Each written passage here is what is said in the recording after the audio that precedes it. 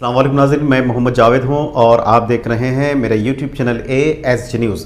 नाज़रीन, हर खबर की खबर रखने के लिए हम आपको बाखबर रखने के लिए हम खबर पेश करते हैं और हमारे इस खबरनामे को आप सब्सक्राइब कीजिए और शेयर कीजिए और लाइक कीजिए। आइए देखते हैं आज की अहम खबर। आप लोग लॉ एंड ऑर्डर की बात कर रहे हैं, मगर वहाँ पर कोई भी बॉर्डर पर आप लोग रुका नहीं रहे हैं, इसीलिए हम गौरक्षकों को आगे आकर गौरक्षा करना पड़ रहा है। तो मैं ये पूछना चाह रहा हूँ, ये गाड़ी चढ़ाने का ऑर्डर किसने दिया? असदुद्दीन ओवैसी 2 दिन पहले एक लेटर देके बोला कि गायों का गाड़ियां रोका जा रहा है, हम गौरक्षक है, गाड़ियां रोकेंगे। असदुद्दीन ओवैसी, आज ये दुर्घटना हुई, आज हमारा गौभक्त अंदर जान से लड़ रहा है। अगर एक भी गौभक्त की जान जाएंगी ना, बेगम बाजार छतरी पे उल्टा लटका के तेरी दाढ़ी निकालने लगा देंगे।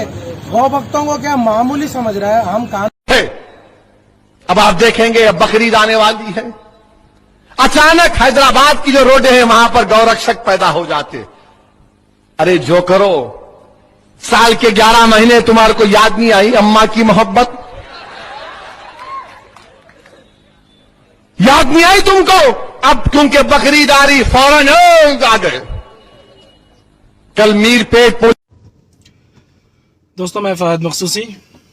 अभी कुछ देर पहले मैं एक लाइव आया था, जिसके बंद करने के बाद 2-4 मिनट के बाद मुझे किसी ने कॉल करके बताया कि भाई वो लाइव नज़र नहीं आ रहा है, उसके अंदर कुछ क्रूशियल बातें आपने बताई थी जो कि बहुत अच्छी थी, लेकिन वो नहीं आ रहा है।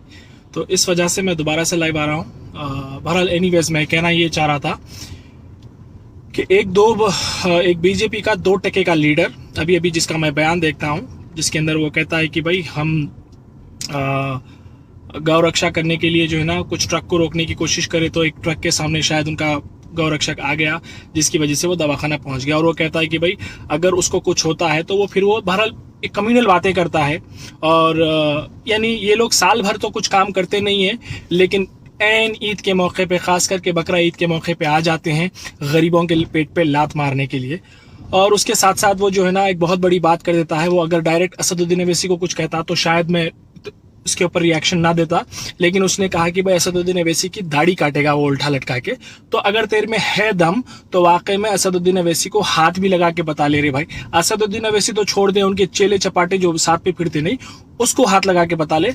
उसके बाद मैं तेरे को मान लेता हूँ कि भाई वाकई में तेरे में दम है। ये बड़ी बड़ी बातें करने से नहीं होता। लेकिन मैं तेरे को एक छोटी सी बात समझाना चाहता हूँ कि बकरा ईद होती क्या है।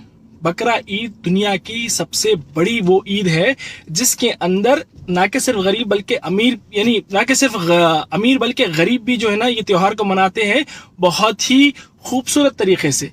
जैसे कि ये दुनिया की इकोनॉमी के अंदर इतना बड़ा सपोर्ट है ये ईद कि जो कैटल ट्रेडिंग होती ना, ये अक्सर गाँव के अंदर वो गरीब लोग करते हैं जो साल भर जानवरों को पालते हैं और उनको जो है ना उनको चारा खिलाते हैं, बहरहाल उनको बड़ा करते हैं इसी इंतजार में कि जब बकरा ईद आएगी तो हम ये जानवर बेचेंगे मार्केट में। फिर वो बेचने के बाद, यानी जानवर बेचने पे भी गरीबों का फायदा और जानवर बिकने के बाद भी गरीबों का फायदा। वो कैसे होता है मैं बताता हूँ। और एक बात बता दूं कि मेजॉरिटी हिंदुस्तान के अंदर मेजॉरिटी कैटल ट्रेडिंग करने वाले हमारे हिंदू भाई बहन हैं।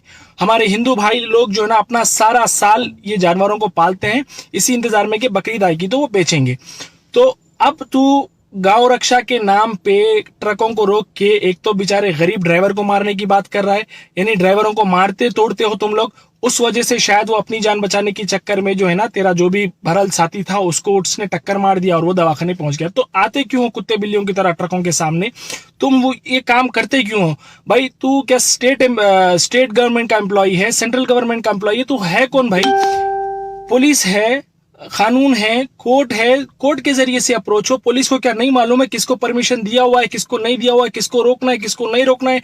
अगर कोई इलीगल तरीके से एंट्री लेता है, जाओ पुलिस में कंप्लेंट करो, उसके खिलाफ मोटे से मोटा उस पर चार्ज लगवाने लगाओ। लेकिन तुम कौन हो बे? जाके ट्रकों को रोकते हो, रोक के फिर उसके बाद बेचारे गरीब ड्राइवरों को मारने की कोशिश करते हो। और दूसरी बड़ी बात, ये जो कैटल ट्रेडिंग के अंदर जो पैसा कमाने का मौका मिलता है, ये उन गरीब लोगों को मिलता है जिसके बारे में गवर्नमेंट सोचती भी नहीं होगी। गरीब से गरीब तबके के लोगों को जो है ना फायदा होता है इस बकरा ईद के मौके पे। एक तो वो अपने बकरे बेचते हैं, अपने बैल बेचते हैं, अपना जानवर बेचते हैं, उससे उनको पैसा मिलता है जिससे कि उनके साल भर का जो है ना खर्चा निकलता है। और दूसरा, जब कोई अमीर आदमी या तो फिर जो कोई भी मुसलमान ये बकरे खरीदते हैं या बैल खरीदते हैं, जब जुबा करते हैं ना तो कम से कम 100 गरीब लोगों में ये तकसीम किया जाता है, यानी डिस्ट्रीब्यूट किया जाता है।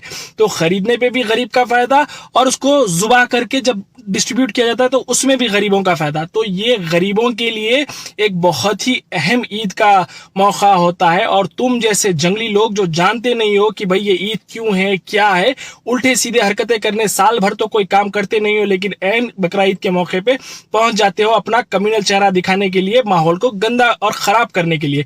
और पुलिस को चाहिएगा कि इन जैसे बदमाशों के ऊपर सख्त से सख्त एक्शन लिया जाए कि किस बुनियाद पे, किस रीजन से ये लोग पहुंच जाते हैं वहां पे ट्रक्स को रोकने के लिए। क्या पुलिस में इतना दम नहीं है इनको डंडे मार के भगाने के लिए? पुलिस को चाहिएगा कि इन जैसे बदमाशों को डंडे मार के भगाया जाए। वहां के बदमाश लोग माहौल खराब करने की कोशिश कर रहे।